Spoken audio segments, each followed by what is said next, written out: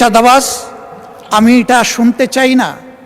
চাঁদাবাজ আমি হলেও আমারও হাতে হ্যান্ডকাপ পরানো হোক। চাঁদাবাজ কোনো দলের হতে পারে না। এরা দলের নাম ভাঙানো বর্ণচূড়া। এদেরকে শনাক্ত করে এই সংসদ থেকে আমরা শপথ নেই যে এই চাঁদাবাজদেরকে যে কোনো মূল্যে বাংলাদেশ থেকে নির্মূল করব ইনশাআল্লাহ। ধন্যবাদ মাননীয় স্পিকার। আলহামদুলিল্লাহ রব্বিল আলামিন ওয়াসসালাতু ওয়াসসালামু আলা রাসূলিহিল কারীম ওয়া আলা আলিহি ওয়া সাহবিহি ওয়া আহলি বাইতি আজমাইন। 12 মার্চ শুরু হওয়া সংসদ অধিবেশন, এটি একটি ঐতিহাসিক অধিবেশন। আমি আরেকবার আপনাকে এই অধিবেশনের প্রাণ সত্তা, এই অধিবেশনের চেয়ার এবং স্পিকার হিসাবে অত্যন্ত সফলভাবে দায়িত্ব পালনের জন্য আমি অন্তরের অন্তঃস্থল থেকে অভিনন্দন জানাচ্ছি।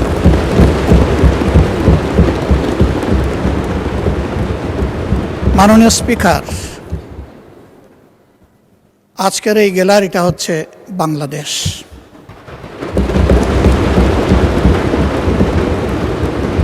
এই গ্যালারির দিকে তাকিয়ে আছে বাংলাদেশ।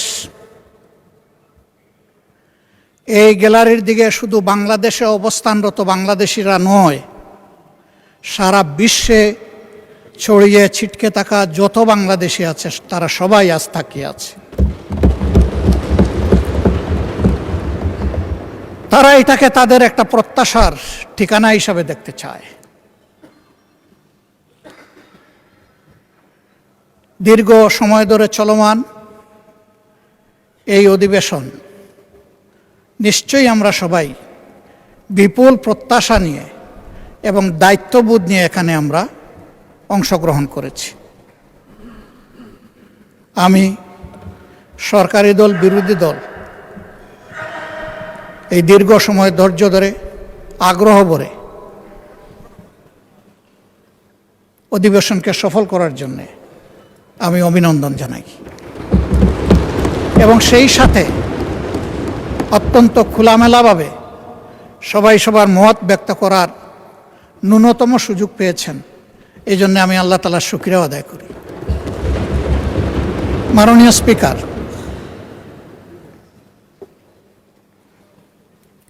আমি গভীর শ্রদ্ধার সাথে স্মরণ করব আমার সম্মানিত কৃষক পিতা, যিনি অতি সাধারণ গ্রামের একজন অতি সাধারণ কৃষক ছিলেন।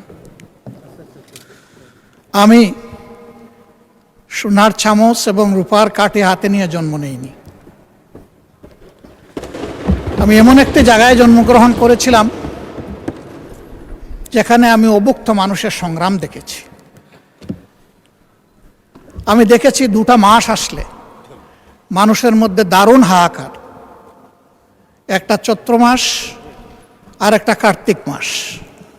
তখন বাংলা মাসেরই চর্চা হতো, এখন তো আমরা সবাই ইংলিশ হয়ে গেছি। এবং এই অধিবেশনে হয়ে আসে দেখলাম যে আমরা উর্দুও হয়ে গেছি।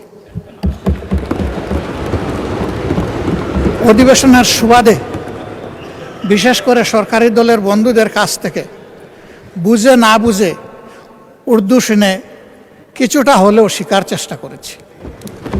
ধন্যবাদ তাদেরকে। মাননীয় স্পিকার, এই 2টা সময় মানুষ অগ্রিম তাদের শ্রম বিক্রি করে দিত। পেটের ক্ষুধায় ধান কাটার মৌসুমে একজন মানুষ যদি তখন 12 টাকা বেতনে কাজ করত, তাহলে অগ্রিম হিসাবে 5 টাকা বেতনেই পেটের ক্ষুধার কারণে তার শ্রম বিক্রি করে দিত। আলহামদুলিল্লাহ, বাংলাদেশ হাঁটি হাঁটি পা পা করে আজকে সেই অবস্থা থেকে উত্তরণ হয়েছে। তবে এটা ঠিক, আমাদের দেশ পরিচালনার দায়িত্ব যাদের উপর ছিল তারা যদি সততা, দক্ষতা এবং দায়িত্বশীলতার সাথে দেশ পরিচালনা করতেন, তাহলে 54 বৎসর অতীতে ফেলে আসা এই দেশটা আরো বহুদূর এগিয়ে যেত। এই জন্য ক্ষমতায় যখন কেউ থাকেন তখন তিনি অনেকটা ফিরিস্তার মতো অভিনয় করেন। অন্যদের শুধু দোষ দেখেন, দুর্নীতি দেখেন, অতীতের সব দুর্নীতি দেখেন। ওই মনে পড়ে গেল একজন মেহমানের কথা। উনি খাইতে বসেছেন, তো উনি হাত দেন না, অনেকক্ষণ বসে আছে। যিনি আতিথেয়তা করবেন তিনি এসে বললেন যে আপনি যে হাত দিচ্ছেন না। বলে কিসে হাত দিব, কয়েকটা ভাত দিয়ে রেখেছো, সাথে আর কিছু লাগবে না? কয়ে যে আপনি না একটু আগে এখানে এসে বললেন হেই ধুত। তা আমি এসে জিজ্ঞেস করলাম যে কারে আপনি ধমক দিলেন? কয় না, ওই দিকে একটা পবিত্র ঘরে একটা কুকুর ঢুকতে লাগছিল, এখান থেকে 4000 মাইল দূরে, আমি একটু এখান থেকে তাড়িয়ে দিলাম। বলল বাহ, আপনি 4000 মাইল দূরের কুকুর দেখলেন, কিন্তু ভাতের নিচের আপনি রুশটা দেখতে পারলেন না।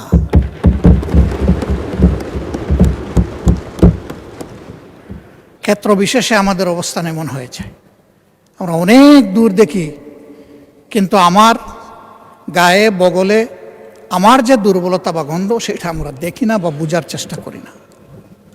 অন্যের দোষের তালিকা তৈরি করা খুবই সহজ। মানুষ কখনো মহৎ হতে পারে না যে শুধু অন্যের দোষের তালিকা তৈরি করে। মানুষ সেই মহৎ হয় যে নিজের দোষ খুঁজে বেড়ায়, যে আমি কোন ভুল করেছি। যখন মানুষটি নিজের ভুলের দিকে তাকায় তখনই তার সংশোধনের রাস্তাটা খোলা হয়ে যায়।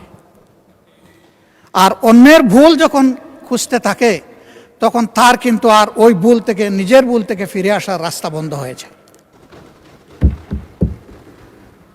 আমি এখানে এসে মাঝে মাঝে কনফিউশনে পড়ে যাই। আমি কি মহান জাতীয় সংসদে বসে আছি, নাকি আমি জেগে জেগে ঘুমাচ্ছি? আমি কি স্বপ্ন দেখছি, নাকি আমি বাস্তবেই ইতিহাস শিকার কোনো বিশ্ববিদ্যালয়ের ছাত্র হয়ে এখানে বসেছি? আমাদের 12 তারিখ থেকে শুরু করে আজকে 30 এপ্রিল পর্যন্ত চলে আসা বক্তৃতার আমি যদি ভুল না করি তাহলে 80 ভাগ ছিল ইতিহাস চর্চা। ইতিহাস চর্চা কোনো দোষের কাজ নয়। চলতে হলে জানতে হবে এবং অতীতকে ধারণ করে চলতে হবে, আবার অতীতের ভুল থেকেও শিক্ষা নিতে হবে। এটি হচ্ছে ইতিহাসের চাহিদা। কেন মানুষ আমাদেরকে এখানে নির্বাচিত করে পাঠিয়েছে? আমরা যখন এই নেতৃবৃন্দ সারা দেশ ঘুরেছি তখন শিশু থেকে বৃদ্ধ, নারী পুরুষ, শ্রমিক মজুর, মেহনতি জনতা, পেশাজীবী, ছাত্র শিক্ষক সবার সাথে আমাদের ইন্টারেকশন হয়েছে। একটা শিশু যখন আমাদের দিকে তাকায় থাকতো মনে হতো এই অবুঝ শিশুটি না বলা একটা জিজ্ঞাসা আমাদের দিকে ছুড়ে দিচ্ছে। আমি তো এই দেশের নাগরিক, আমি শিশু, আমাকে প্রোটেকশন দিন।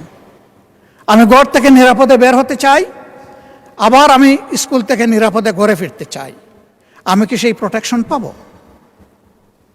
এই শিশুটির না বলা ভাষা হয়তোবা এমন ছিল যে অন্য দেশের শিশুদের মতো আমিও কি আমার মেধা বিকাশের পরিচর্যা এবং সহযোগিতা এখানে পরিপূর্ণভাবে পাব? হয়তো সেই শিশুটি অবলা ভাষার মধ্যে এমনটাও ছিল যে আমি কি একদিন বড় হয়ে মানুষের মতো মানুষ হয়ে রাষ্ট্রের সঠিক জায়গায় যে আমার মেধার সার্ভিসটা আমি দিতে পারব। একজন শ্রমিকের কাছে যখন গিয়েছি তখন ঘাম জড়ানো শ্রমিক, সে বলেছে আমি তো আমার শ্রমের ন্যায্য মজুরি তো পাই না, মর্যাদা পাওয়া তো কল্পনার বিষয়, স্বপ্নের বিষয়। আমি কি আমার মজুরি এবং মর্যাদাটা পাব? ছাত্রদের কাছে যখন গিয়েছি তাদের জিজ্ঞাসা ছিল অস্ত্রের ঝনঝনানি মুক্ত আমরা কি একটি পবিত্র শিক্ষাঙ্গন পাব, যেখানে শিক্ষকদেরকে পিতার মতো পাব, সহপাঠীকে ভাই এবং বোনের মতো পাব? এমন একটা শিক্ষাঙ্গনকে আমরা পাব? এ ছিল তাদের জিজ্ঞাসা। চা শ্রমিকদের কাছে যখন গিয়েছি তাদের চাহনি, তাদের ভাষা ছিল আমরা কি একটু মানবিক মর্যাদা পাবো? এই সমাজ তো আমাদেরকে ন্যূনতম মানবিক মর্যাদাটাও দিচ্ছে না। একজন জেলের কাছে আমরা যখন গিয়েছি, তার জিজ্ঞাসা ছিল, জাল যার জ্বলা তার, এ তো শুধু স্লোগান, এটা তো আমাদের কপালে জুটে না, বরঞ্চ বেনিয়ারা আমাদের নামে এগুলা লুট করে নিয়ে যায়। আমি কি সেই জেলের অধিকার পাবো? আমাকে সেটি দেয়া হবে? কৃষক ভাইটির কাছে যখন গিয়েছি, তখন বলেছে, আমাদের তো হাঁসপাস অবস্থা। আমি যখন জমিতে ফসল ফলাতে যাই, তখন এই ফসল কোনো সময় ঘরে তুলতে পারি না, প্রাকৃতিক বিভিন্ন বন্যা, খরা, দুর্যোগের কারণে। আর সৌভাগ্যক্রমে যদি ঘরে উঠাই, তাহলে আমার প্রোডাকশন কস্টটাও আমি আমার পকেটে ফিরে আনতে পারি না। কেন পারি না? এই কারণে পারি না, কৃষি উপকরণ যেগুলো আছে, বীজ আছে, সার আছে, কীটনাশক আছে, সেচের পানি আছে, এইগুলার খরচ আমাদের প্রাপ্তির চাইতে অনেক বেশি। সারের যে দাম লেখা আছে, তার চাইতে দ্বিগুণ দেড়গুণ দামে আমাকে কিনতে হয়। এখানেও বেনিয়াদের দৌরাত্ম্য। আবার আমি যখন ফসল ফলালাম, আমার ফলানো ফসলটা আমি তার কাছে যদি 10 টাকা কেজি দরে বিক্রি করি, রাজধানীতে গিয়ে সেটা 40 টাকা কেজি দরে বিক্রি হয়। এখানে মধ্যস্বত্বভোগীদের লুটেরা। এই যন্ত্রণা থেকে আমরা কি মুক্তি পাব? আমি যখন ফসল ফলালাম, ফল উৎপাদন করলাম, তখন পর্যাপ্ত রক্ষণাগর না থাকার কারণে আমি তো তাড়াহুড়া করে এই ফসলগুলা বিক্রি করে দিতে বাধ্য হই। আমি কি সরকার থেকে এইটুকু সাপোর্ট আশা করতে পারি?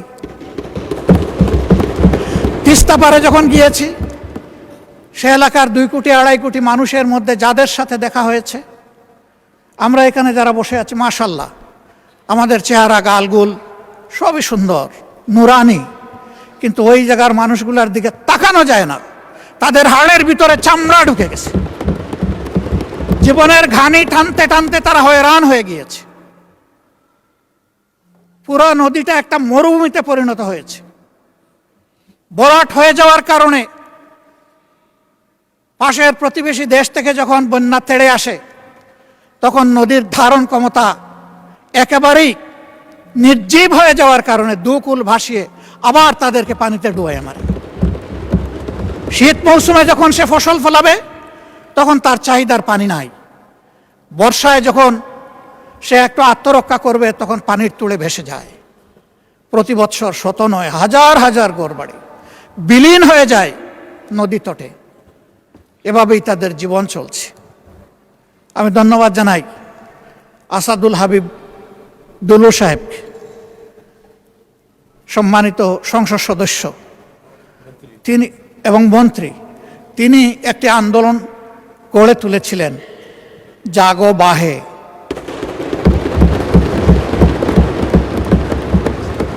এই জাগা লোকগুলো এখন এই সংসদ, এই প্রধানমন্ত্রী, এই মন্ত্রী পরিষদ, এই সরকার আমাদের সবার দিকে তাকিয়ে আছে। আমাদেরকে তো জাগিয়েছে তো ঠিকই, আমরা কিন্তু আমাদের দাবি এখন বাস্তবায়ন হচ্ছে দেখতে চাই। মাননীয় স্পিকার,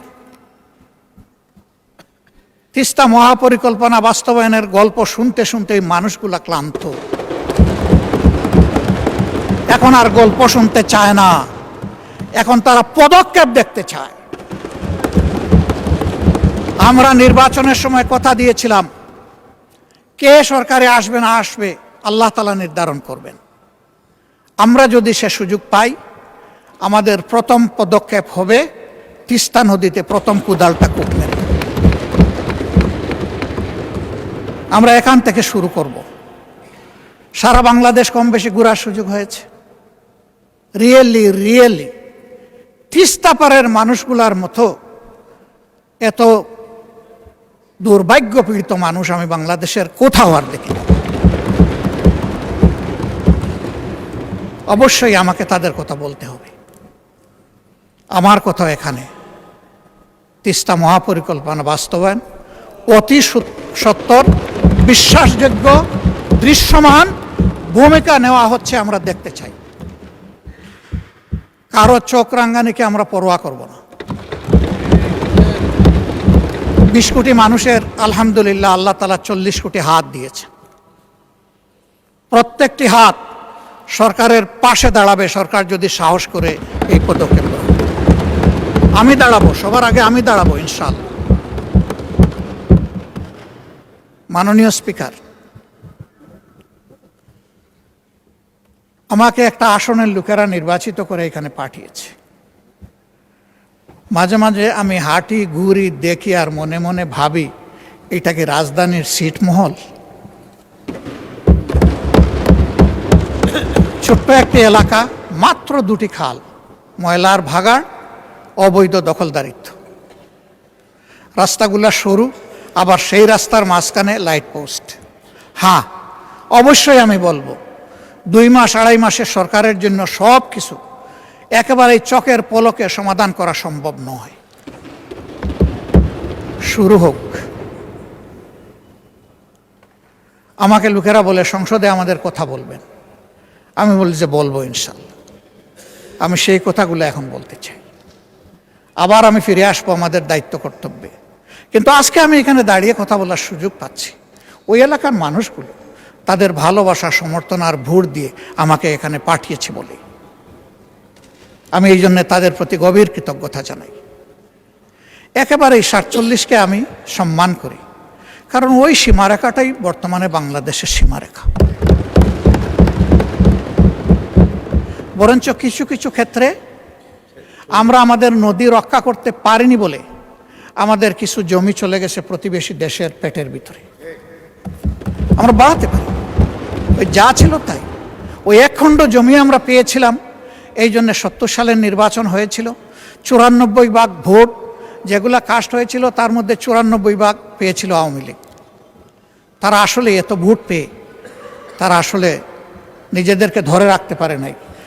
সম্ভবত তারা আবেগে সীমালঙ্ঘন করে ফেলেছিলেন। এত মানুষের ভোটের প্রতি তারা সম্মান দেখাননি। যে ভোটের সম্মান পাকিস্তানি সরকার না দেখার কারণে অনিবার্য হয়ে উঠল মুক্তিযুদ্ধ। তারাই সেই ভোটটাকে আবার গলা টিপে হত্যা করলেন, তারা বাকশাল কায়েম করলেন। আমাদের অনেক বন্ধু 72-এর সংবিধান সম্পর্কে তাদের হোল হার্টেড রেসপেক্ট তারা পে করেন, আমি পারি না এই জায়গায়। যারা করেন তারা এখন সরকারি ট্রেজারি বেঞ্চে অনেকে বসে আছে। আপনিও পারেন না, কারণ 72-এর সংবিধানটাকে পরিবর্তন করে দিয়ে গেছেন মরহুম প্রেসিডেন্ট শহীদ জিয়াউর রহমান। তিনি 72-এর জায়গায় ওটা রাখেন নাই। যে জায়গাগুলো তার দৃষ্টিতে সংস্কার মেরামতের দরকার ছিল তিনি করেছেন। তাইলে এখন কেমনে আমরা বলতে পারি যে আমরা 72-এর সংবিধান চাই? এটা তো আমরা বলতে পারি না। আমাদেরকে এমনভাবে বলা হয় আমরা যেন সংবিধানই মানি না। তো সংবিধান না মানলে এখানে আসলাম কেমনে, বসলাম কেমনে, এই দেশে বসবাস করি কেমনে? We are law abiding people. যত সময় পর্যন্ত দেশে বিদ্যমান সংবিধান আছে আমরা তার বিরুদ্ধে আন্দোলন করতে পারি কোনো পরিবর্তনের জন্য, কিন্তু বিদ্রোহ করব না। একজন নাগরিক হিসাবে এটাই আমার দায়িত্ব। আমি আমার দাবি অব্যাহতভাবে জানিয়ে যাব যতক্ষণ পর্যন্ত আমার দাবি বাস্তবায়ন না হবে। তবে হ্যাঁ, আমার দাবিটা যদি যৌক্তিক না হয় তাহলে এটাকে আমি যে কোনো সময় অ্যাবান্ডন ঘোষণা করতে পারি, তাতেও কোনো সমস্যা নেই। মাননীয় স্পিকার, এই ছোট্ট এলাকাটি মাত্র 2টি থানা নিয়ে গঠিত, কাফরুল এবং মিরপুর। মিরপুরের পুরা টানা আংশিক। এই জায়গাটির মধ্যে কিছু অবকাঠামোগত সমস্যা আমাদের রয়েছে, সেগুলোর দিকে একটু নজর দেওয়ার জন্য আমি সংশ্লিষ্ট মন্ত্রণালয়ের সম্মানিত মন্ত্রীবর্গকে আহ্বান জানাবো, অনুরোধ জানাবো। ইব্রাহিমপুর বাজার এলাকার যানজট নিরসনে মাস্টার প্ল্যান অনুযায়ী 100 ফুট রাস্তা বাস্তবায়ন এবং উত্তর কাফরুলের 350 মিটার দৈর্ঘ্য সরু রাস্তাটি প্রশস্তকরণ জরুরি। প্রথমটা একটা মাস্টার প্ল্যান আগে থেকে আছে, এখন এটা বাস্তবায়ন হওয়া দরকার। এই এলাকায় প্রায় যানজট লেগে থাকে, অসহনীয় যানজট। সেই জায়গাটার দিকে আমি দৃষ্টি আকর্ষণ করলাম। 4 নম্বর ওয়ার্ডের সরকার বাড়ি মোড় থেকে পলাশনগর এবং 13 নম্বর ওয়ার্ডের বড়বাগ থেকে পূর্ব মণিপুর পর্যন্ত অত্যন্ত জরাজীর্ণ রাস্তাগুলোর দ্রুত সংস্কার। বছরের পর বছর ভাঙ্গাচূড়া পড়ে আছে। এখানকার কন্ট্রাক্টর নাকি পালিয়ে গেছে, তো এখন কন্ট্রাক্টর আবার ফিরে এসে যতক্ষণ পর্যন্ত ওই ফ্যাসিস্টরা ধরা না দিবে ততক্ষণ পর্যন্ত কি মানুষগুলোকে এই যন্ত্রণা ভোগ করতে হবে? মাননীয় স্পিকার, এর তো একটা সমাধান হওয়া দরকার। এই জন্যে আমি মাননীয় স্থানীয় সরকার মন্ত্রণালয়ের সম্মানিত মন্ত্রীকে আমি অনুরোধ করব তিনি সদয় দৃষ্টি দিবেন। ইব্রাহিমপুর এবং উত্তর কাফরুলের রাস্তার মাঝখানে অবস্থিত বিদ্যুতের খুঁটিগুলো জরুরি ভিত্তিতে সরানো দরকার। এর মাঝে বহু অ্যাক্সিডেন্টও হয়েছে এগুলোকে কেন্দ্র করে। এবং রাস্তা এত সরু, তার মাঝখানে আবার ইলেকট্রিক লাইট পোস্ট, এটা একেবারেই সময়ের দাবি হয়ে দাঁড়িয়েছে। মিরপুর 10 থেকে আগারগা পর্যন্ত জলাবদ্ধতা দূর করতে এখানে বগালে খালের অবৈধ দখল উচ্ছেদ এবং গভীরতা বৃদ্ধি করা একান্ত প্রয়োজন। মণিপুর ও শেওড়াপাড়া এলাকার পুরাতন ও সরু সুয়ারেজ পাইপ পরিবর্তন করে বড় মাপের বা ব্যাসের পাইপ সেখানে স্থাপন করা অতি জরুরি। এখন বর্ষা হলে ওই 52 ইঞ্চি বর্ষার কোনো দরকার পড়ে না, বৃষ্টির দরকার পড়ে না। সামান্য বর্ষা হলেই সেখানে ফ্লাড শুরু হয়েছে। এই জন্য বলছিলাম যে এটা ছিটমহল কিনা আল্লাহই ভালো জানে। মাননীয় স্পিকার, বাউনিয়া বাঁধ এবং একটা শব্দ এখানে আছে, আমি না বলে পারছি না যেহেতু ওই নামে এটা পরিচিত, বগারমার খাল। সেই খালের পর নির্মিত নিচু কালভার্টগুলো পানির স্বাভাবিক প্রবাহে বাধা দিচ্ছে। এইগুলো পুনর্নির্মাণ একান্ত প্রয়োজন। কতগুলো এলাকায় পানির জন্য এখন হাহাকার। গ্রামাঞ্চলে সুপেয় পানি পায় না, সেখানে হয়তো আর্সেনিকযুক্ত পানি, কিন্তু পানি পায়। আর এইখানে পানিই পাচ্ছে না। এটা একটা ছোটোখাটো কারবালায় পরিণত হয়ে গেছে। আবার বিশেষ করে গত 1 মাস ধরে এই প্রবলেমটা খুব মারাত্মক আকার ধারণ করেছে। কী জন্যে আমি ঠিক জানি না। এই বিষয়ে ওয়াসার এমডির সাথে কথা হয়েছে, সংশ্লিষ্ট তাদের কথা হয়েছে, কিন্তু এখন পর্যন্ত তার কোনো সমাধান হয়নি। আমি লোকদের কাছে যাই, বলে কিচ্ছু দরকার নাই, আমাদেরকে বাঁচার জন্য 1 ফোঁটা পানি দেন। মাননীয় স্পিকার, আমি অত্যন্ত বিনয়ের সাথে অনুরোধ করব যে এই যে এলাকাগুলোয় পানির জন্য লোকেরা হাহাকার করছে, আমি এই নামগুলো অনেক দীর্ঘ, আমি এখানে পড়ে আপনার সময় নষ্ট করছি না, এগুলা সবাই জানে। আমি শুধু অনুরোধ করব যে এই পরিত্যক্ত এলাকাটাকে একটু শনাক্ত করে যেন তার প্রতি সঠিক মনোযোগ দেওয়া হয়। আইন শৃঙ্খলা এবং সামাজিক সুরক্ষার ক্ষেত্রে সব জায়গায় যে প্রবলেম, এখানেও সেই একই প্রবলেম, মদ, মাদকতা, কিশোর গ্যাং। এর সাথে সারা দেশের মতো এখানেই সীমাহীন, বলগাহীন, লাগামহীন চাঁদাবাজি। ফুটপাত দখল করে চাঁদা নিয়ে লোকদেরকে রাস্তার মধ্যে বসায় দেওয়া হয়েছে। এর বাইরেও যারা নিজ নিজ ব্যবসা প্রতিষ্ঠানে ব্যবসা করেন তাদেরকেও চাঁদা দিয়েই ব্যবসা করতে। 5 আগস্টের পর আমরা কি এমন একটা বাংলাদেশ চেয়েছি? মাননীয় স্পিকার, কে চাঁদাবাজ আমি এটা শুনতে চাই না। চাঁদাবাজ আমি হলেও আমারও হাতে হ্যান্ডকাপ পরানো হোক। চাঁদাবাজ কোনো দলের হতে পারে না, এরা দলের নাম ভাঙানো বর্ণচূড়া। এদেরকে শনাক্ত করে এই সংসদ থেকে আমরা শপথ নেই যে এই চাঁদাবাজদেরকে যে কোনো মূল্যে বাংলাদেশ থেকে নির্মূল করব ইনশাআল্লাহ।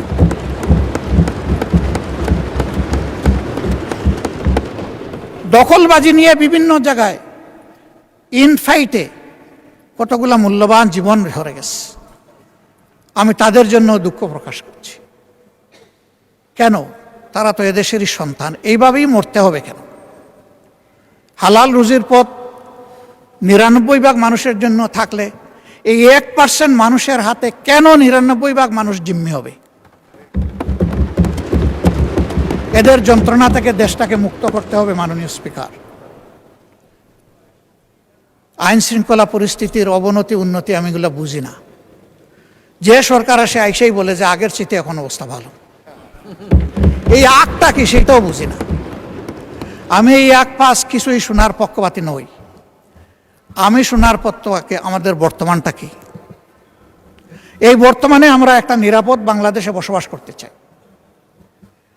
মাননীয় স্পিকার, আমি মাননীয় স্বরাষ্ট্রমন্ত্রীকে অনুরোধ করব বাংলাদেশের সকল জায়গার আইন শৃঙ্খলা পরিস্থিতি একই ধরনের নয়, কিন্তু যে জায়গাটা বেশি ঝুঁকিপূর্ণ, বেশি ভালনারেবল, সেই জায়গায় যেন অগ্রাধিকারের ভিত্তিতে আগেই নজর দেওয়া হয়। এর সাথে আমাদের শিক্ষাঙ্গনগুলোকে সকল ধরনের সন্ত্রাস মুক্ত যেন রাখার পর্যাপ্ত ব্যবস্থা করা হয়। আমরা আর দেখতে চাই না যে দলেরই হোক দায়ের কূপে কিংবা আগ্নেয়াস্ত্রের বুলেট তার জীবন নিয়ে গেছে, এটা দেখতে চাই না। আমরা দেখতে চাই শিশু হয়ে ঢুকবে, পরিণত মানুষ হয়ে ওখান থেকে বের হবে, দক্ষ নাগরিক হয়ে বের হবে, নৈতিকতাবোধ সম্পন্ন নাগরিক হয়ে বের হবে, দেশপ্রেম বুকে নিয়ে বের হবে, দেশ গড়ার অঙ্গীকার নিয়ে বের হবে। আমরা সেই শিক্ষা প্রতিষ্ঠানটা দেখতে চাই। মাননীয় শিক্ষামন্ত্রী আছেন, দেশকে যদি আগাতে হয় তাহলে শিক্ষা এবং স্বাস্থ্য এই দুইটাকে সর্বাধিক গুরুত্ব দিতে হবে। শিক্ষার প্রাণ হচ্ছে টারশিয়ারি লেভেলে, সেখানে রিসার্চ হবে, গবেষণা হবে, জাতির ভবিষ্যৎ ওখান থেকেই বের হয়ে আসবে। দুঃখের বিষয়, গবেষণায় ফকিরের ভিক্ষা দেওয়া হয়। ফকিরের ভিক্ষা দেওয়ার কারণে ওই ভিক্ষাগুলো লুটপাট হয়ে যায় অনেক ক্ষেত্রে, সেগুলোও কাজে লাগে না। তবে আমি একটা সেক্টরকে বরাবর ধন্যবাদ দেই, আজও ধন্যবাদ দেব। এটি হচ্ছে আমাদের কৃষি বিভাগ, কৃষি বিশ্ববিদ্যালয়। তাদের অর্জনকে আমরা অস্বীকার করলে নিজেকে অস্বীকার করার শামিল হবে। তারা এই দেশকে অনেক কিছু দিয়েছেন। মেধাতে ইন্টারমিডিয়েট পাস করার পরে আমাদের সময় যেটা ছিল, সবচেয়ে বড় মেধাবীরা যেত বুয়েটে, এরপরে যারা মেডিকেলে, তারপরে যারা কৃষিতে, এরপরে যারা পাবলিক ইউনিভার্সিটিতে।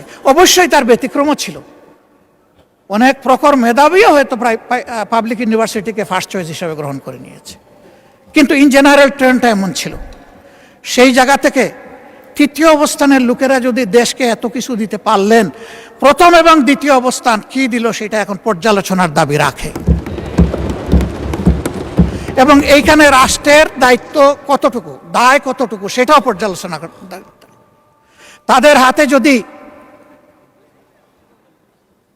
পর্যাপ্ত উপকরণ তুলে না দিয়ে আমরা বলি যে কেন তোমরা আমাদেরকে দিচ্ছ না, এটাও হবে অবিচার। এই জন্য আমি দাবি করব বাজেট অধিবেশন সন্নিকটে সর্বাধিক গুরুত্ব যেন শিক্ষা এবং স্বাস্থ্যে দেওয়া হয়।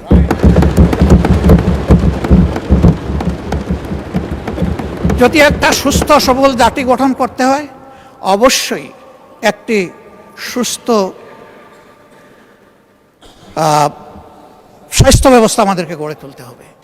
কিন্তু এখানে সবাই স্বাস্থ্য ব্যবস্থার ব্যাপারে হাহাকার করেছেন, সবচেয়ে বেশি হাহাকার করেছেন স্বাস্থ্যসেবার বিষয়টা নিয়ে। অনেকে বলেছেন স্বাস্থ্যসেবা নিজেই রুগী, আমাদেরকে সারিয়ে তুলবে কিভাবে। সঠিক, 1000 শয্যা বিশিষ্ট হাসপাতালে রুগী ভর্তি থাকে 3700। How could be possible? আবার এখন অন্য সমস্যাও দেখছি। এই ফ্যাসিস্ট আমলে যোগ্য দক্ষ ডাক্তারদেরকে বহু দূরে বদলি করা হয়েছে, যেখানে তাদের মেধারও কোনো মূল্যায়ন করা হয় এবং সেখানে এটাকে কাজে লাগানোরও কোনো সুযোগ ছিল না। আবার অনেককে ওএসডি করা হয়েছে। আমাদের সম্মানিত মন্ত্রী, তার ছোট ভাই, সেও একজন ডাক্তার, আমাকে একদিন আক্ষেপের সুরে বলেছিল, শফিক ভাই, আগামীতে যদি আমাদের সরকার গঠিত হয়, একটা গাল দিয়ে বলেছিল, গাল অবশ্য সভ্য সরকার, যে আমাদেরকে অমুক জায়গায় তমুক জায়গায় দিয়েছে, ওদেরকে আমরা বাংলাদেশের সীমানার ভিতরে না রেখে ওদেরকে আমরা ট্রান্সফার করব তালপট্টিতে। আমি বলেছিলাম, হোয়াটস ডিফারেন্স? তুমি আর আমি যদি এইটাও করি তাহলে তো একই কাজ করলাম। মাননীয় স্পিকার, কিছু কিছু কাজ দুঃখজনকভাবে এখন এরকমই শুরু হয়ে গেছে। ফ্যাসিস্ট আমলে যারা বঞ্চিত ছিল, নিগৃহীত ছিল, ওএসডি ছিল, খালে বিলে তালপট্টিতে যাদের পোস্টিং ছিল, এখন আবার তাদের উপরে সেটা চলে এসেছে। কেন? আমি মাননীয় প্রধানমন্ত্রীকে সম্মান রেখেই বলছি, তিনি বলেছেন আমরা একটা মেরিটোক্রেটিক নেশন বিল্ড আপ করতে চাই। আমি তাকে বলবো, দল আদর্শের ভিত্তিতে নয়, মেরিট এবং কমিটমেন্টের ভিত্তিতে সমস্ত নাগরিকগুলোকে আপনার নেতৃত্বে যেন মূল্যায়ন করা হয়। মাননীয় স্পিকার, জ্বালানি সংকট সমস্যা যাই বলি এসেছিল, সবাই কষ্ট পেয়েছেন, এখানেও যারা তারাও কষ্ট পেয়েছে। তবে আমাদের চাইতে সাধারণ নাগরিকরা অনেক বেশি কষ্ট ভোগ করেছে। আমরা এই বিষয়ে একটা অর্থবহ আলোচনা করেছি। এই সুযোগ দেওয়ার জন্য আপনাকে ধন্যবাদ জানাই। এই আলোচনার পরে যখন কমিটি হলো, সম্মানিত চিফ হুইপ বলেছেন, এই কমিটি হওয়ার পরে আমরা দেখি যে রাস্তার সেই কষ্ট দূর হয়ে গেছে অনেকটাই। কেন মাননীয় স্পিকার? দেশবাসী বিশ্বাস করতে শুরু করেছে যে একই বিষয়কে সরকারি দল এবং বিরোধী দল সিরিয়াসলি নিয়েছে, তারা এটা অ্যাড্রেস করবে, আমাদের সমস্যার সমাধান হবে। এই আস্থার জায়গাটা ফিরে আসার কারণে সমাধানের পথ খুলে গেছে। আমরা দোয়া করি যে এই যুদ্ধ এখনো অব্যাহত রয়েছে, তার পরিসমাপ্তি হোক। এই যুদ্ধ গোটা বিশ্বকে নাড়িয়ে দিয়েছে। আমরা আগেই বলেছি এই সংকট এই সরকারের তৈরি নয়, এইটা global issue, global problem, crisis. আমরা এই জায়গায় দেখতে পাচ্ছি যে আমাদের পররাষ্ট্রনীতিতে আমরা অতীতের যে নিয়ম ছিল, শহীদ প্রেসিডেন্ট জিয়াউর রহমান কারো মুখের দিকে তাকাইয়া তার পররাষ্ট্রনীতি পরিচালনা করেন না, তিনি দেশবাসীর মুখের দিকে তাকিয়ে করেছিলেন। এখন এই জায়গা থেকে আমরা কেন সেই আওয়াজটা একইভাবে দিতে পারলাম না? আমাদের একটি বন্ধু রাষ্ট্র কেন আক্ষেপ করে বলে যে আমাদের চরম কষ্টের সময়ে আমরা বাংলাদেশকে পাশে পেলাম না? কেন এই কথা বল? Will be in a justified runner, আমাদের রেস হবে জাস্টিফিকেশনের উপর। যেই মজলুম হবে, সে আমার প্রতিবেশী কিংবা দূরবর্তী যেই হোক, তার প্রতি আমাদের সমর্থন থাকবে। আর যেই জুলুম করবে, তার জুলুমেরও আমরা প্রতিবাদ করব আমাদের ভাষায়, আমরা যে ভাষাটা বুঝি, কারো শেখানো দেওয়া ভাষায় না। নির্বাচনী ইশতেহারে আমরা যেমন বলেছি, বিএনপিও তেমন বলেছে যে আমাদের পররাষ্ট্রনীতি হবে স্বাধীন পররাষ্ট্র, সবার আগে বাংলাদেশ। আমরা সেই জায়গাটা দেখতে চাই। আমরা কাউকে বরাবর বলে এসেছি আমাদের সীমাহীন বন্ধুর প্রয়োজন আছে, কিন্তু একজন প্রভুর দরকার নাই আমাদের। আমরা সেই জায়গাটাই দেখতে চাই। মর্যাদার সাথে মাথা উঁচু করে সমতা, ন্যায্যতা এবং মিউচুয়াল রেসপেক্টের ভিত্তিতে পরিচালিত হবে আমাদের পররাষ্ট্রনীতি। এই জায়গাটা নিশ্চিত করুক সরকার। আমরা এটাই সরকারের কাছে প্রত্যাশা করি। আমাদেরকে বলা হয় মাঝে মাঝে, আমাদের ট্রেজারি বেঞ্চের বন্ধুরা বলেন যে এমন কোনো কাজ আপনারা করবেন না যে কারণে আবার পতিত ফ্যাসিস্টটা ফিরে আসে। আমরা তো এটা চাই না, কিন্তু নির্বাচনের আগে আমরা দেখলাম কিছু কিছু সিনিয়র নেতা পর্যন্ত তাদেরকে আশ্বস্ত করে নিশ্চয়তা দিয়ে বলছেন আপনাদের সকল মামলা উঠাই দেব, আপনাদের জন্য আমাদের দুয়ার খোলা, আপনাদেরকে আমরা পর্যাপ্ত নিরাপত্তা দেব। আমরা জানি না এখনো তাদের সেই সম্পর্ক বিদ্যমান আছে কিনা। আমাদের কথা একদম পরিষ্কার, ফ্যাসিস্ট আমলে যতগুলো অপরাধ সংগঠিত হয়েছে, যতগুলো খুন হয়েছে, গুম হয়েছে, যত জায়গায় মানবতা লঙ্ঘিত হয়েছে, দর্শন হয়েছে, এই প্রত্যেকটি অপরাধের বিচার করতে হবে এবং সেই বিচার উসমান হাদি পর্যন্ত আসতে হবে। মাননীয় স্পিকার, কিন্তু বিচারের দিকে তাকিয়ে আমরা কিছুই বুঝতে পারছি না। বিচারের অঙ্গনে কি সবুজ পতাকা উঠছে, না লাল পতাকা উঠছে, না কালো পতাকা উঠছে, বুঝতে পারছি না। আমরা একটা সবুজ পতাকা দেখতে চাই। ওখান থেকে বলা হবে জাতিকে আমরা হতাশ করব না, জাতির প্রত্যাশার আলোকে মজলুমের পাওনা তার কাছে পৌঁছে দেব। না হলে শহীদরা, শহীদদের আত্মা, তাদের আপনজন, গুমের শিকার লোকগুলো তাদের আপনজন, দর্শনের শিকার হয়ে যে মা কেঁদেছে, যার চোখের পানিতে হয়তো একটা নালা নদী তৈরি হয়ে গেছে, তাদের আত্মা আমাদেরকে অভিশাপ দেবে। এই অভিশাপের ভার এই পার্লামেন্টের বহন করা ঠিক হবে না।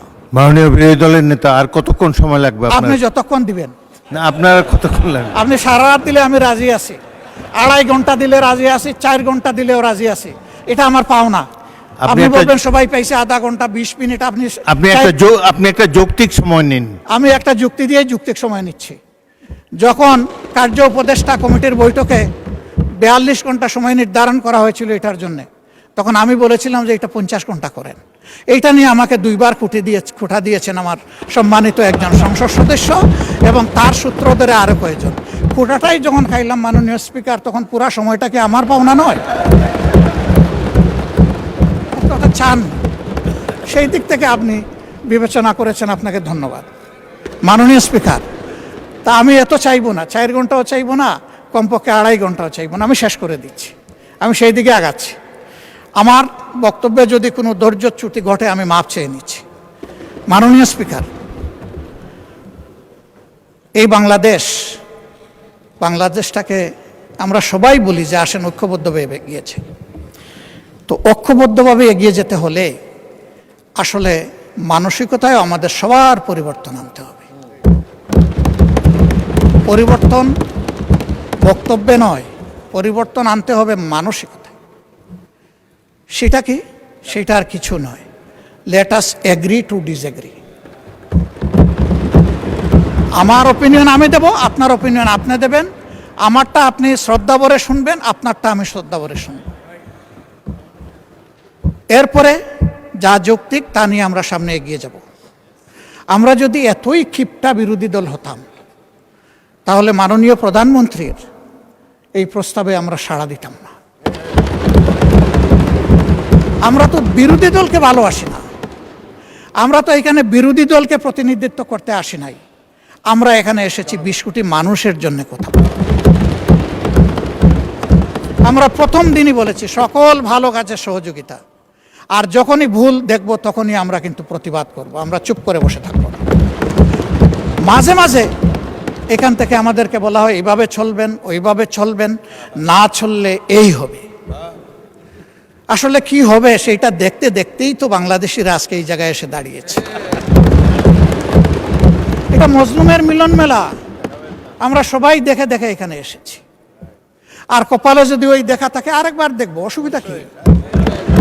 জনগণের জন্য কাজ করতে গিয়ে একবার কেন 100বার দেখবো, তাতে অসুবিধা কি? এতেও কোনো অসুবিধা নাই। হ্যাঁ, আমি সর্বশেষ উদাহরণ দেব। যখন কেউ ক্ষমতায় থাকে তখন ওই রকমই কথাবার্তা সুন্দর করে বলে, গলার আওয়াজ বেড়ে যায়, চেহারার ভাবমূর্তি অন্যরকম হয়ে যায়। এই যে আমাদের জুলাই যোদ্ধারা যারা নেতৃত্ব দিচ্ছিল, আমাদের তরুণ যুব সমাজ, তাদেরকেও তো ডিবিটে নিয়ে অনেক কিছু করা হয়েছে, কাণ্ডকার। তাদের সেই দিনের করুণ আহাজারি আর্তনাদ জাতি দেখেছে, বিশ্ব দেখেছে। কিন্তু তাই দিয়ে কি আন্দোলন দমানো গেছে? তাই বলে কি এদেরকে দমানো গেছে? এটা হয় না। চাবুক পিঠে দিতে পারবেন, কিন্তু চাবুক আপনি হৃদয়ের উপরে দিতে পারবেন না। কাজেই আমাদের ভাষা যদি হয় পরস্পরকে শ্রদ্ধা করে, পরস্পরকে মেনে নিয়ে সম্মান করে, ইনশাআল্লাহ নতুন বাংলাদেশ দেখবে। এখানে মাঝে মধ্যে আমি ধারণা করি যে কিছু শিক্ষা প্রতিষ্ঠানের শিক্ষার্থীরা এসে এখানে বসেন, তারা অবজার্ভ করেন। উই ডু স্যালিউট এই উদ্যোগ নেওয়ার জন্য। ওরা যেন এখানে এসে আমাদের দ্বারা অনুপ্রাণিত হয়। ইয়েস, আমরা আমাদের এনসিস্টরদের সত্যিকারের এনসিস্টর হিসাবে পেয়েছি। আমরা গর্বিত সাকসেসর হতে চাই তাদের। আমাদের সব কিছু দেখে যেন তাদের মধ্যে সেই উদ্দীপনাটা আসে। ইতিহাসের বিশাল কুপাকুপির পরে কোনো সম্মানিত সদস্য একেবারে শেষে এসে বলেন যে এগুলা বাদ দিয়ে আসেন, আমরা ঐক্যবদ্ধভাবে এগিয়ে যাই। তা আগে দাগ উড়ালগুলা ফেলে দেন, ওই কুপাকুপিগুলো আমরা বাদ দেই, সেটা আমিই দেই আর ওখান থেকেই দেওয়া হোক। ওগুলা ফেলে দিয়ে যখন ঐক্যের ডাক দেওয়া হবে, সেই ডাকটা তখন হবে কার্যকর ডাক। মাননীয় স্পিকার, আমি বুঝতে পারছি আমার সময় সংকেত বেজে উঠেছে, আমি আর বেশি সময় নেব না। আমি 1 মিনিট কথা বলে বিদায় নিচ্ছি। কি ভাই এটা? জি জি, না সেটা তো ভিন্ন ব্যাপার, আমার বক্তব্য আমি শেষ করছি। আমি শুধু এতটুকু বলবো যে ভাই, অতীতকে স্মরণ রাখা ভালো, ইতিহাস শিক্ষা ভালো, কিন্তু ইতিহাসকে নিয়ে পড়ে থাকলে আমরা নিজেরা ইতিহাস তৈরি করতে পারবো না।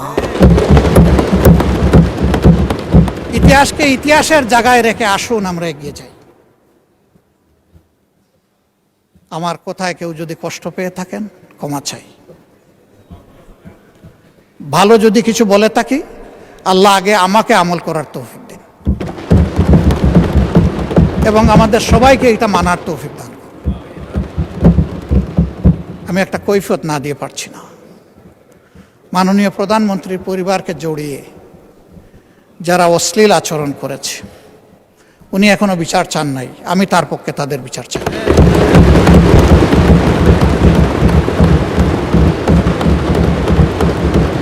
ওনার মেয়ে, আল্লাহ তাআলা আমাকেও 2টা মেয়ে সন্তান দান করেছেন, আমার মেয়ে। ওনার মেয়ের সম্মান মানে আমার মেয়েরও সম্মান, মানে আমাদের মেয়েরও সম্মান।